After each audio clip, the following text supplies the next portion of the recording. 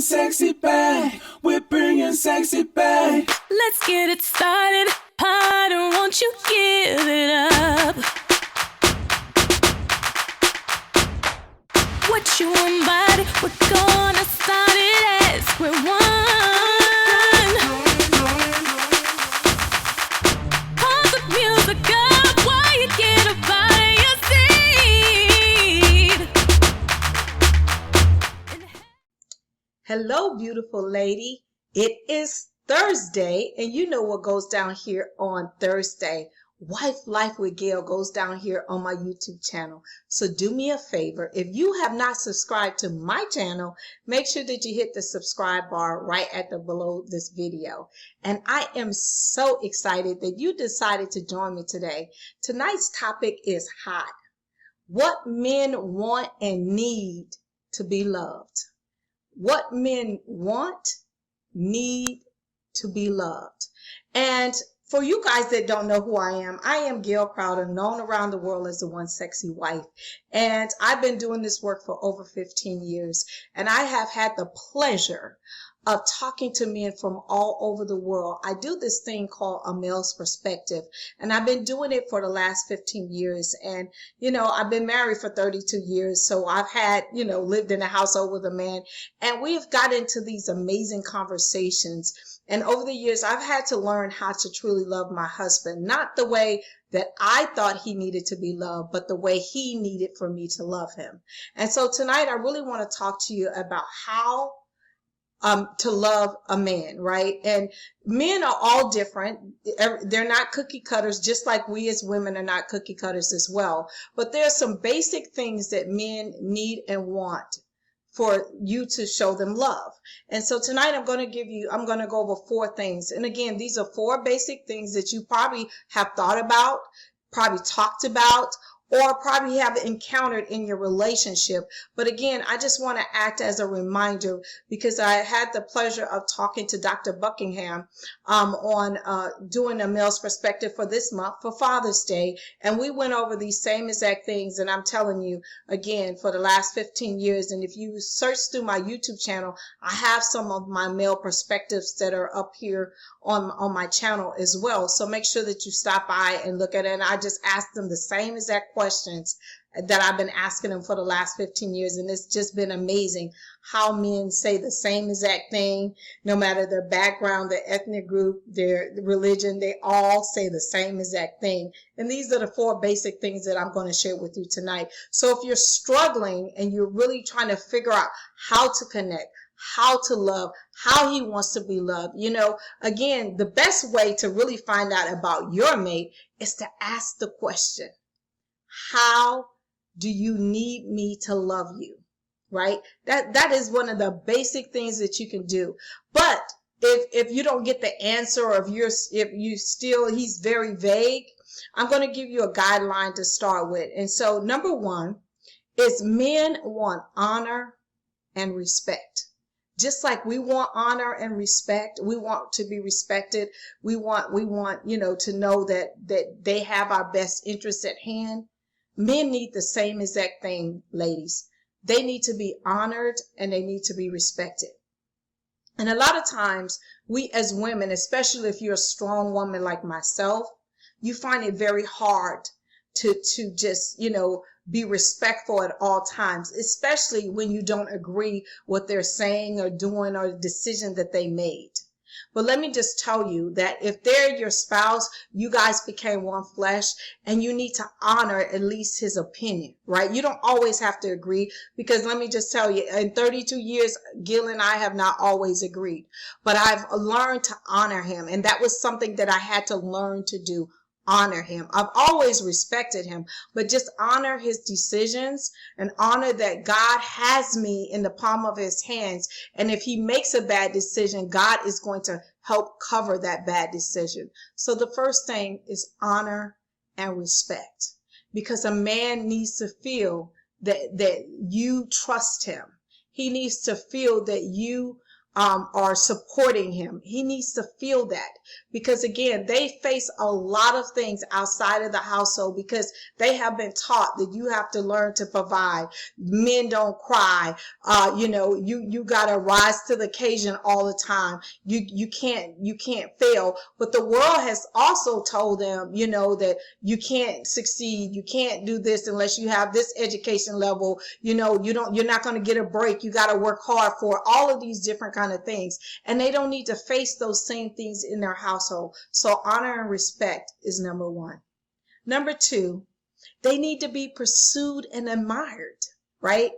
And I know sometimes this is hard for women because we are taught, right? We're taught to allow a guy to pursue us, because if they're not pursuing you're seeing like you're just giving yourself out and you're just being a loose woman. But this is your spouse. So they need to be pursued. They need to be knowing that they're handsome and that they're great providers. They need to hear those words of affirmation just like we do. And some women that I have the opportunity to coach and couples or whatever, they say, well, he doesn't give that to me, so why should I give it to him? I'm a strong believer in sowing for what I want, right? So if I want more affection, I give more affection. If I want more affirmations and being told that I'm beautiful and I'm smart, whatever that I need, right? I give it away to Gail, right? Because again, I want it back to me. So they need to be pursued. They need to be hugged. They need to be admired that, man, you did a great job with this, or man, congratulations on your promotion. Thank you so much for going to work every day and being an amazing provider, an amazing father, an amazing husband. They need to hear these words because the world is not giving it to them. So you be that advocate for him and be that person that pursues him. Tell him that he's sexy. Tell him that he's handsome. Tell him that he's smart. All of these things, just like we need to hear it, they need to hear it as well. They need to hear the accolades from the person that they cut a covenant with, the person that they said they're going to spend the rest of their life with. And you need to be that cheerleader. You need to pull out those pom-poms and cheer him on to victory. And whatever he's trying to do, even when you think you don't agree, and it's okay. Even if you feel he's going to make a bad mistake, voice your opinion, put it in God's hand, and support him. Number 4, initiate sex. And you're like, what? Yeah, initiate sex. Men want to know that they're desired, that you want them just like we want to be desired. Again, a lot of times they're not going to say it. Like we'll tell them, man, you didn't say that I look beautiful today. Do you find me sexy? Do you find me beautiful? Do you find me, we will say those things, but men are not going to say, do you desire me? Do you want to have sex with me? Do you want to cuddle with me? They're not going to say that because they speak a whole different language because they was not taught to be that way. So we need to sometimes pursue them. And I always challenge my women to do 60-40 for 7 days. And what do I mean 60-40 for 7 days? For 60% of the time, for 7 days straight, you pursue him. You tell him how handsome he is. You grab on him, grab his butt, grab his hand, go up behind him and give him a hug, kiss him. Do all of those things that they normally do to us. Do it to him. So take the 60-40 rule. Initiate sex. This is your spouse. So take the 60-40 challenge, and I challenge you to do that for the next 7 days after you watch this video. Okay, so, and it's nothing wrong with that, but it just adds spice back into your marriage. It adds romance. It creates more intimacy. It creates all of these things that we want to and desire. And if you're not getting it yourself, you take the lead. You take the charge. It's not going to lessen you any because you're his wife. And so many women get caught up. Well, he's supposed to pursue me. He's supposed to, initiate sex. He's supposed to make all the decisions. He's supposed to. No, they have feelings just like we do. And they need to know that we desire them just like, we want them to desire us. And number 4, which is my last point, is learn, know, and understand his love language, right? I had the pleasure of talking to Dr. Chapman about what made him write the love languages. And he was just talking about how, he had been married for so many years and they was just like, 2 ships, in the night. And he realized that, the love language was she was speaking one language and he was speaking another. And how could they come together and get on the same page unless they understood? And this is something that I had to really dive into because, again, I never really understood why my love language, which I didn't even call it a love language, but I love gifts. I love beautiful gifts and I love words of affirmation. But it stemmed back, and I even tracked it back to my childhood because I came from a single parent home and my mother was such a strong woman. And so she worked all the time. So what she was able to do for us to show us love was to tell me that I could do, be, and accomplish anything. Words of affirmation. And then she would buy us really nice things. We had really nice clothes and really nice shoes and really nice things because she was working so much to provide for us that she couldn't give us that, not that she never hugged us and not that she never told us that she loved us, but she was not that stay-at-home, mom, warrior, right? She just wasn't. She was a very corporate driven woman. And so therefore, as I began to mature, I began to shower myself with really nice gifts. And I began to say, my affirmations, I can be, I can do anything, because that's how I grew up. Now, on the other hand, my spouse, he came from a mother that was able to stay at home, right? So he got the hugs and the kisses and the home cooked meals all the time. And he got that, that love. And every time he would fall, she would kiss him up and pat him up. And, until his mother went on, when he would go home to visit her as a grown man, I was like, this is just not normal, because she was, come here, let me kiss on you and hug on you. And that was just who she was. And so when me and my husband hooked up together, you had this woman, right, that wanted affirmations and gifts and was strong and could conquer anything. And my husband was like, wait, hug me, kiss me, hold my, and it was just like, oh my God, he's like acting like a baby.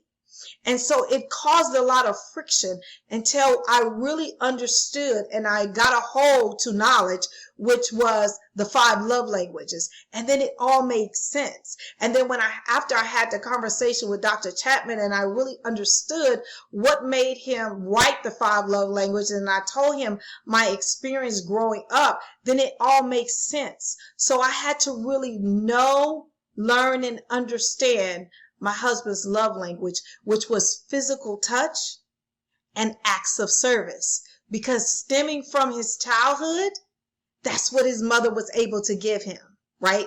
Where my mother was affirmations and gifts. And so in order for us to come together and be together still 32 years, right, we had to come to the meeting of the minds. So my thing is to have the conversation or sit back and just look how your husband operates. What makes him light up? Is it gifts? Is it quality time? Is it acts of service? Is it physical touch? What is it? And know and learn and start operating in those gifts. And if your husband is not aware of the 5 love languages, make sure that you are able to articulate yours. Now, do we all operate in some of those? Yes. It's not like in order for my husband to show me love, he has to go buy me something. No, that's not all the time. But the core of who I am, I need to hear, Gail, you're doing amazing work with these couples and these wives. Gail, you're beautiful, you're smart, I need to hear those things, and he understands that's how I operate. So I get that, right? But my husband also needs physical touch, and he needs love, and he needs all of those things. So I have learned to say, I need to sow for what I want, and he sows for what he wants. And it becomes a give and take thing, right? So there's a free test that you can take called the 5 Love Languages. You could just Google it, or it's in the a link below in the description of this video. So I admonish you to really go and take that love language test. And even if you've taken it a long time ago, you could have changed. Your husband could have changed, because remember, we're always growing. We're always evolving. So make sure you just do that again to make sure that you're speaking his love languages. Because again, they are so important, and they're so needed for you to get what you need out of the relationship, and for him to get what he needs out of the relationship.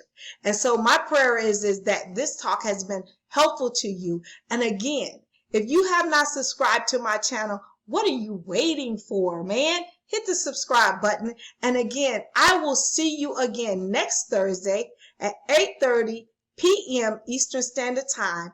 And again, make sure that you visit my platform, Wife Life U.